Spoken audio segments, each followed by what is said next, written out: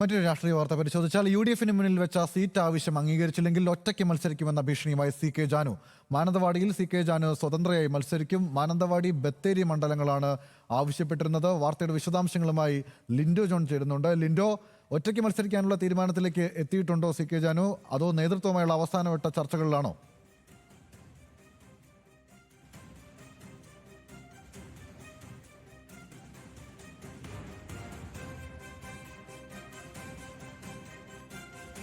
നേതൃത്വമായി ചർച്ച ചെയ്ത കാര്യങ്ങളെല്ലാം തന്നെ പരാജയമാണ്.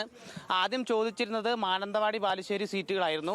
എന്നാൽ അതിലൊരു തീരുമാനം ഇതുവരെ UDF നേതൃത്വം അറിയിച്ചിട്ടില്ല. ഈ ഘട്ടത്തിലാണ് JRP സ്വന്തമായി സ്വതന്ത്ര സ്ഥാനാർത്ഥികളെ നിർത്താൻ തീരുമാനിച്ചിരിക്കുന്നത്. ജില്ലാ നേതൃത്വം ആണ് ഈ കാര്യം അറിയിച്ചിരിക്കുന്നത്. നിലവിൽ UDFന്റെ അവസാനത്തെ തീരുമാനം അറിഞ്ഞതിന് ശേഷം മാത്രമേ ഇതൊരു പൂർണ്ണമായ തീരുമാനത്തിലേക്ക് എത്താൻ കഴിയുള്ളൂ എന്നാണ് പറഞ്ഞത്. ഇത് CK ജാനുവിൻ്റെ പൂർണ്ണ സമ്മതത്തോടെയാണ് ഇത്തരത്തിലൊരു തീരുമാനത്തിലേക്ക് എത്തിയിരിക്കുന്നത്. അങ്ങനെ ഒരു 2 സ്ഥാനാർത്ഥികളെ നിർത്തുകയാണെങ്കിൽ തന്നെ മാനന്തവാടിയിൽ സ്വതന്ത്ര സ്ഥാനാർത്ഥിയായി CK ജാനു ആയിരിക്കും മത്സരിക്കുക തുടങ്ങിയ കാര്യങ്ങളാണ് ഇന്ന് ജില്ലാ നേതൃത്വം അറിയിച്ചിരിക്കുന്നത്.